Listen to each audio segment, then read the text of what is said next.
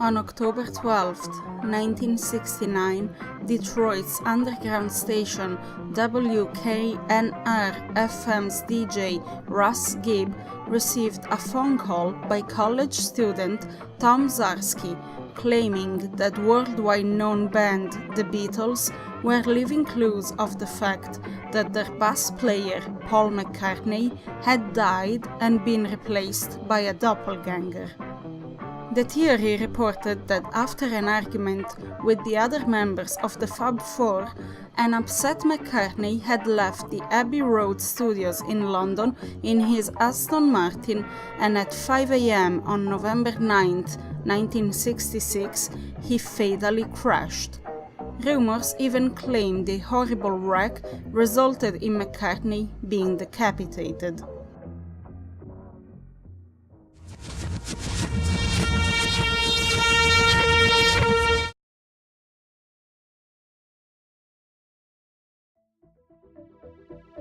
This quickly spread like wildfire, lifting questions and theories that were debunked, counterproofed, dismissed, and more. The first question, obviously, was, if Paul had died almost 3 years prior to the call, who was the fourth member of the Beatles? Speculations stated it was Andrew William Campbell, who had won a Paul McCartney lookalike contest and was therefore chosen to replace him. While this doesn't explain why he'd also conveniently have the same voice as his lookalike, it is in fact entirely false, as there is no proof that such a contest ever existed. The arrival of an impostor in November of 1966 would explain why the Beatles stopped touring that same year, as it would have been perhaps too easy to spot a fake McCartney whilst performing on stage, even though he grew moustaches, which was explained as an attempt to mask the face, which, although almost identical, wasn't perfect and needed some disguise. Who the alleged impostor actually was and where he came from wasn't though the main focus of the fans, who took it to album covers and songs looking for hidden meanings and clues. Many believed that the other band members agreed on bringing on board a replacement for Paul, as at the time of his presumed death they were at the peak of their success, and they wanted both to preserve this and to avoid breaking their fans' hearts. But this didn't mean that they didn't mourn their friend or felt guilty about it. Others believed that Ringo, John, and George didn't have a voice in the matter, and some higher organization, ranging from the recording studios to what is today known as the Illuminati, forced them to keep quiet about the matter, and these subliminal messages were desperate attempts at letting people know the truth. Who laughs at the entire theory explains the so-called proofs as either coincidences without any meaning, or at best the result of John Lennon's well-known sense of humor, who might have purposely inserted the messages wanting to have a laugh at the expenses of those critics reading cryptic messages in everything they did.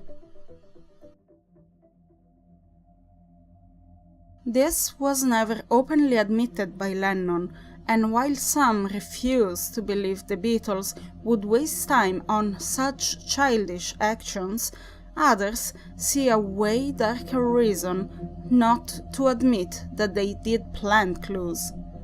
Someone who took these messages very seriously to the point of believing that the songs were hinting at the Armageddon and that the Fab Four were actual angels sent by God to reveal secrets of the approaching end of the world was Charles Manson, who also read the message as a request of his and his family's help to start the apocalypse. Tragically, this absurd reasoning was his explanation for the murder of Sharon Tate, the pregnant wife of director Roman Polanski, and all the guests hosted at their house in Hollywood. If the messages that led Manson to the acts were not a simple coincidence, admitting to this might very well result in charges of some sort to the birth of a conspiracy that ended with the Manson murder. So it was safer for the Beatles to simply deny any involvement to keep them from any lawsuit. One thing's for sure, if John Lennon planted hoaxes for a laugh, after Tate's death, he was laughing no more. But what are all these clues? It first started with the iconic album cover of Abbey Road, to this day the most parodied one in the history of pop music, which surprisingly wasn't at all planned to be like we all know it. As a matter of fact, the title of the album itself was a different one. The working title was Everest, after a brand of cigarettes sporting a silhouette of Mount Everest that the Fab Four liked, and therefore they originally planned to fly via private plane to the foot of Everest and shoot the cover there. The official version is that due to being eager to finish and release the album, Lennon suggested to simply walk outside the studio and name it after the road. Of course, many fans of The Conspiracy quickly argued that this was instead a tribute to the late Paul, whose fatal car crash happened on the very same Abbey Road. As a matter of fact, the famous picture is said to symbolize a funeral procession. Leading the way, John Lennon represents the clergy, as white is the traditional color of mourning in many elements found in many Eastern cultures, and they were notoriously fascinated with the Indian beliefs. Following is Ringo, dressed in black, representing The Undertaker. Last is George, dressed in war clothes, impersonating the figure of the gravedigger.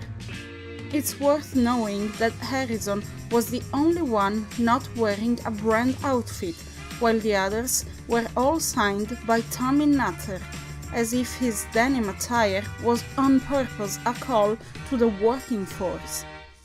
Paul is dressed in a black suit, his eyes are closed, and he's barefoot, and while he later attributed this to the heat, in the Eastern societies they were so fond of, the corpses are often buried without shoes. He's also the only one out of sync, and he's holding a cigarette, known as the coffin nail, with his right hand, even though he's famously left-handed.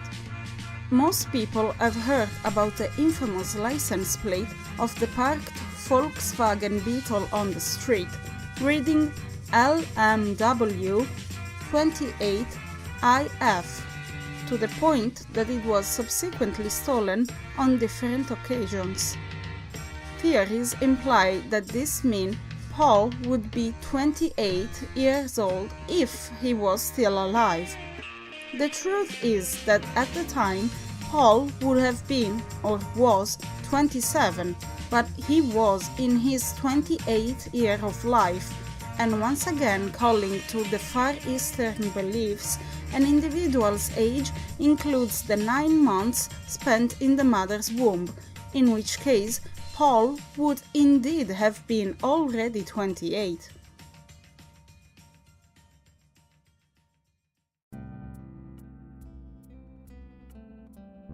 Many other alleged clues are found everywhere.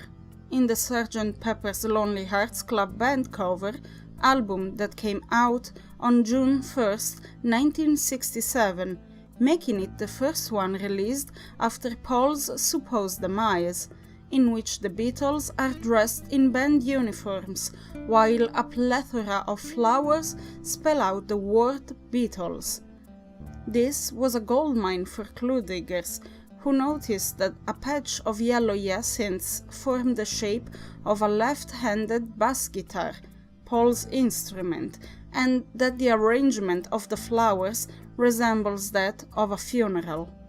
Paul is also the only member holding a black clarinet, in clear contrast with the other Beatles' bright and gold instruments.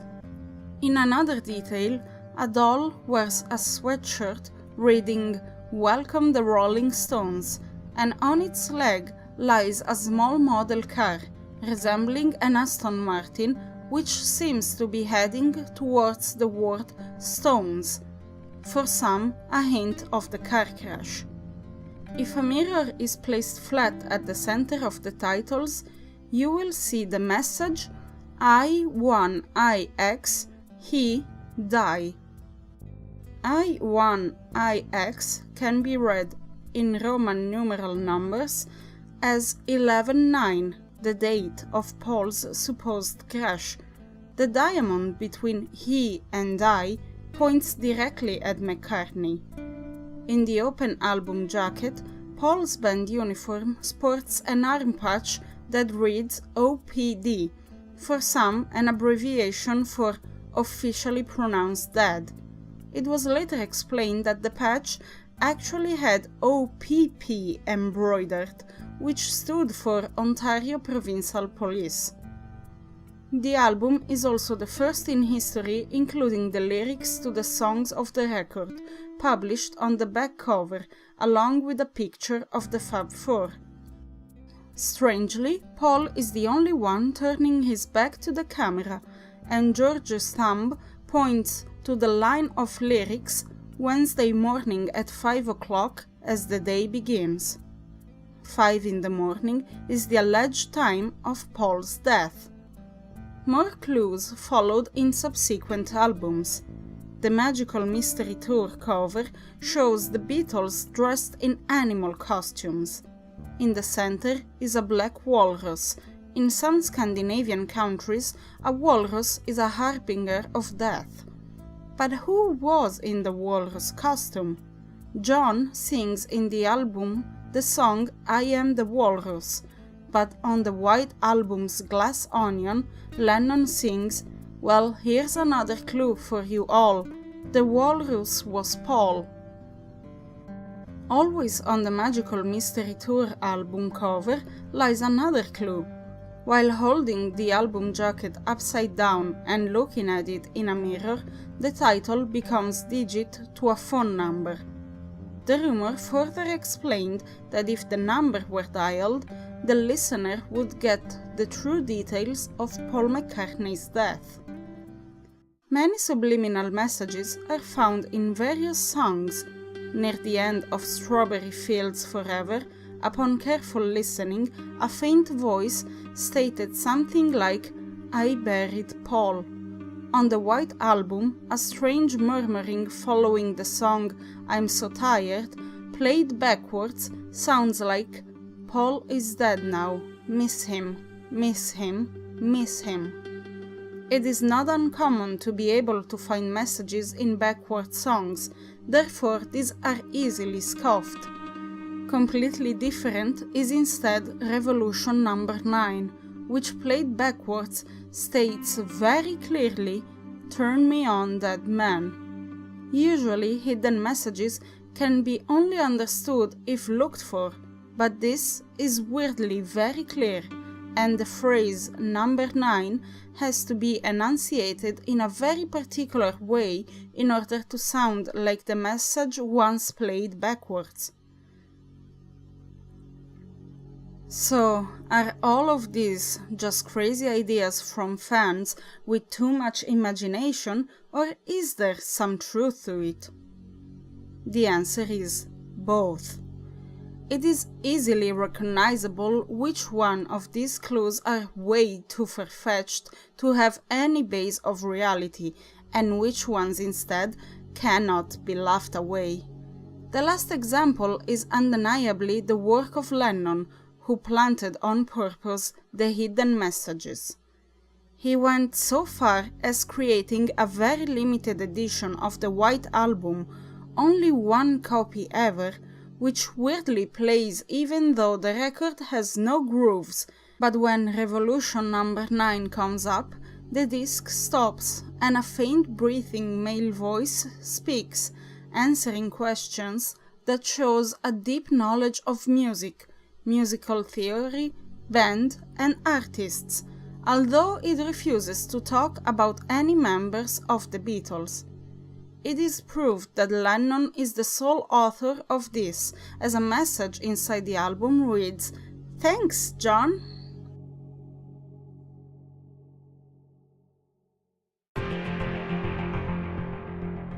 That was the last straw. Lennon was blowing the whistle and had to be stopped, and that is where Mark David Chapman came in. Notoriously the man who shot John to death, his reason for the murder is that God told him to do it, as the star was more popular than Jesus, and that had to be fixed. While he strongly believes this really happened, what people don't know is that the idea was planted into Chapman's mind. He worked for World Vision, officially an evangelic relief and development organization founded in 1950, is more a front business for FIO agents who have easy access on their employees. After shooting Lennon, Chapman waited for police while reading The Catcher in the Rye. The same book was in possession of John Hinckley Jr., who only 19 days later attempted to assassinate Ronald Reagan. John's father, Mr. Hinckley Sr., was the president of World Vision, which leaves little to no doubt that through the iconic novel and mental manipulation, FIO agents used employees to carry out assassinations. At this point, the question is, why? If Lennon was killed because he was spreading too many informations about Paul, does that mean that McCartney really died? The answer is yes and no. He died, but is still alive. He was replaced, yet is still the same.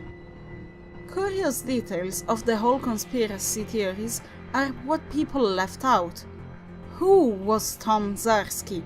How could a college student in Detroit know about something that happened in London? Why is the Abbey Road album cover so closely inspected, yet nobody found weird that the only other person present on the right of the picture, later identified as Paul Cole, is an American tourist who just happened to be next to the parked police car? Unconfirmed rumors state that Paul was an FIO delegate assigned to keeping a close eye on the Beatles. While this cannot be proved, it is highly probable that the FIO wanted to keep check on Paul McCartney, and not because he was an impostor, a hoax very likely spread by the FIO themselves to keep the focus away from the truth. While it is very well known that the Beatles were fascinated by the Far Eastern cultures, something far less known and more sinister interested Paul. A prophecy, the one regarding the Dark Engine, il codice della radiazione.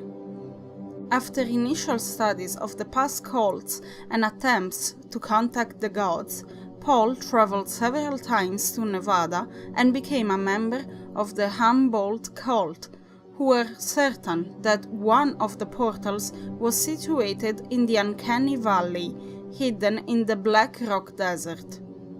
Paul had been in communication with a researcher who firmly believed a god was brought in this world under disguising appearances, and due to its massive size, it took refuge within the Ganges fan to not be disturbed.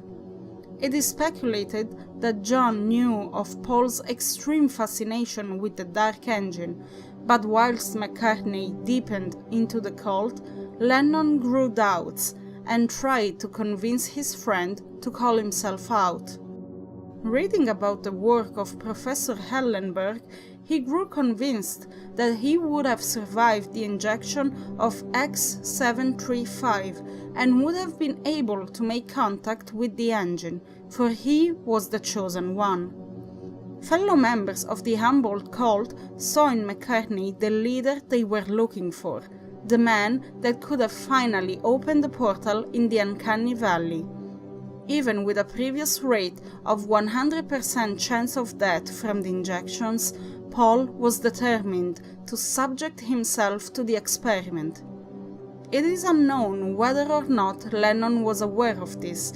Close anonymous sources stated that, tired of John's apprehension, Paul stopped sharing his newfound knowledge and even went as far as assuring his friend that he was not involved in any active way.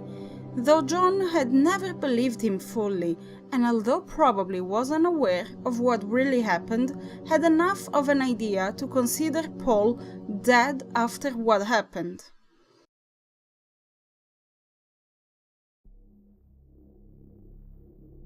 Whether the formula was improved or Paul was actually different is an information we cannot have, as all documentations regarding the Uncanny Valley portal has been destroyed, but it is certain that the ritual was ended and was a success.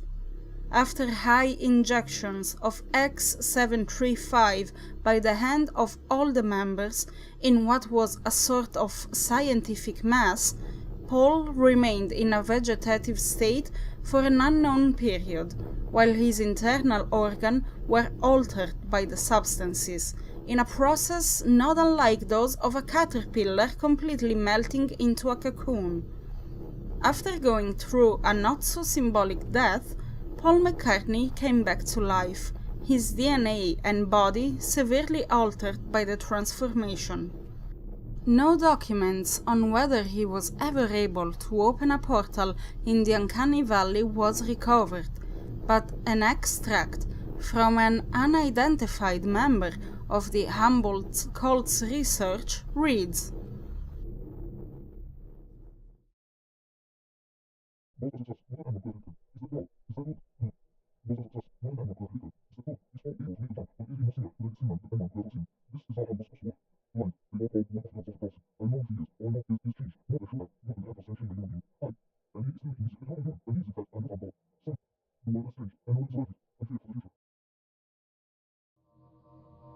The mystery doesn't stop there, and only stacks up with a bizarre incident that has been mostly covered up by the FIO.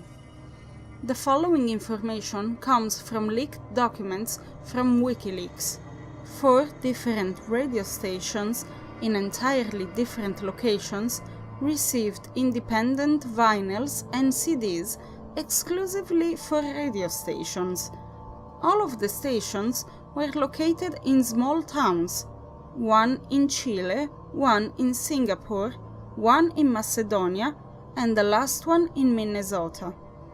The tracks on these platforms, all being music tracks by the Beatles, were apparently emitting a particularly anomalous frequency that would cause any listener to start vomiting Beatles. This has led to several major injuries and even a couple of casualties.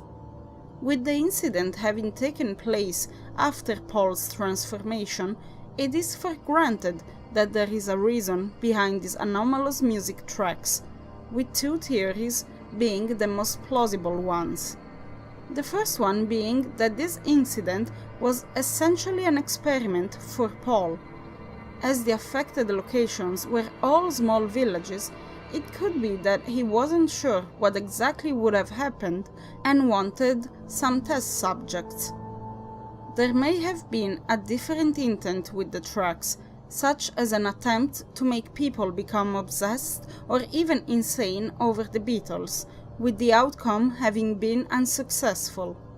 The second theory would be that his new nature had reinforced his sinister side, and the thought of people vomiting Beatles to the sound of his music amused him. Once again, the 4 small villages would make the perfect goal for his malicious intentions, as word spread from these locations would be hard to believe, possibly furthermore to his amusement. Why he hasn't released more of these records is unknown, but it's also possible that the FIO intervened furthermore beyond our knowledge.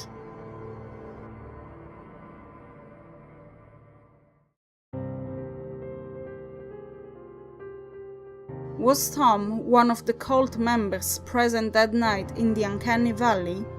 Did John find out that Paul had in fact been replaced by himself? Or did he believe he died? What did the other two members of the band believe? After many theories and few definite answers, the only sure thing is that whatever happened, they don't want us to know.